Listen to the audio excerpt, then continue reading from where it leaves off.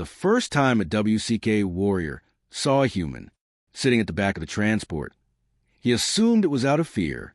That assumption was the last mistake he ever made.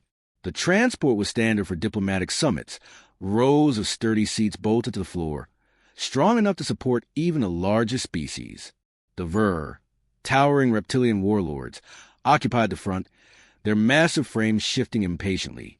Behind them sat the Gari, their thick-shell carcasses scraping against the interior with every movement. A few Zola, tall, wiry beings with too many joints, claimed the midsection, conversing in their sharp, clicking dialect. As always, the humans were in the very back, slouched as if they had not a single concern in the universe. Garval, a seasoned veteran of 100 wars, was irritated. No, he was insulted. Humanity had only been part of the galactic concord for a few decades, yet they acted as if they knew something the elder species didn't. Always at the back, always observing, always frustratingly indifferent. It reeked of weakness. He turned his head slightly, his crimson eyes narrowing. Is it cowardice that keeps you there, human? Sergeant Nolan, the human in question, exhaled through his nose. Just habit, he said, offering no further explanation. Garval curled his lip. I have seen prey act as you do, keeping to the edges, avoiding the strong. He flexed his claws against the metal armrest.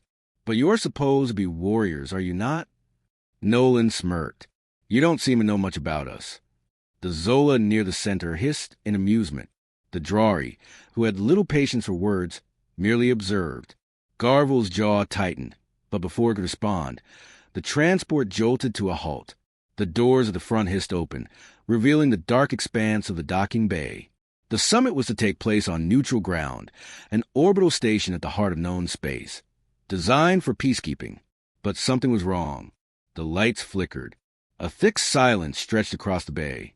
Then came the sound of metal twisting and screaming under immense pressure. Garval rose, as did the other Ver, their instincts sharpened by years of war. An ambush, he growled. The first explosion struck before anyone could react. The shock wave sent bodies flying. Seats ripped from their bolts.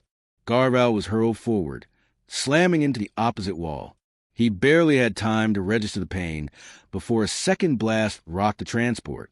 The Ver scrambled to recover, but the assault was relentless.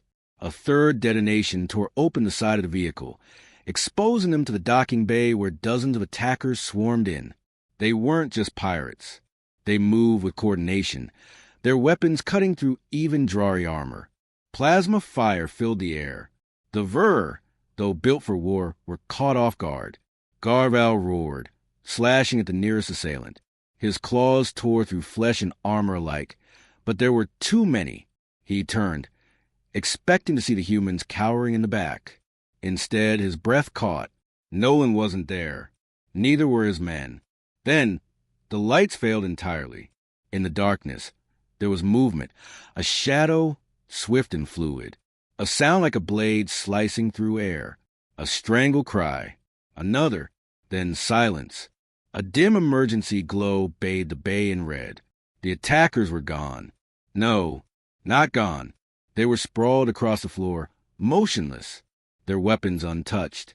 Garval's heart pounded. His warriors stood stunned, scanning the battlefield. And then he saw them. At the edge of the bay, just beyond the carnage, the humans. Nolan and his men stood there untouched, as if the chaos had never reached them. Their weapons remained holstered. Their uniforms bore no sign of battle. They looked at the remaining warriors with an expression Garval had never seen before. Recognition. Garval forced himself to move, to speak, to demand an answer. But the humans were already walking, stepping over bodies without so much as a glance. Not a single one had drawn a weapon. Yet the attackers lay defeated, their assault crushed before it had truly begun. The Ver, the Drari, and the Zola warriors gathered themselves, hesitant, weapons at the ready, but none dare approach the humans. They had all witnessed what had just happened. No one could explain it. The air still reeked of scorched metal and ozone from the plasma fire, yet the men at the back remained untouched. Garval's throat rumbled with unease. What did you do? Nolan finally stopped. He turned, looking at the Ver with an expression that sent a chill down Garvel's spine. "We sat in the back." It wasn't an answer, but at the same time, it was. The humans had moved only when the chaos reached its peak. By then, it was already over. No warning, no grand display of force. Just a cold, efficient erasure of every single thread in the room. The silence in the docking bay stretched, but there was no time to dwell. Beyond the wreckage, alarms blared. Heavy boots pounded against the metal floor. More hostiles were inbound. The Ver, Drari, and Zola warriors readied their weapons, bracing for another attack. But now, they weren't so certain of their standing. They had spent their lives believing they were the strongest the galaxy had to offer. And yet, just minutes ago, the humans had revealed something none of them could deny, an understanding of battle that none of them could grasp. The entrance to the docking bay burst open, and a new wave of assailants stormed in. These weren't simple pirates or mercenaries. Their weapons were heavier, their movements sharper, their tactics honed. A squad of 5 human soldiers stepped forward. Nolan didn't give an order.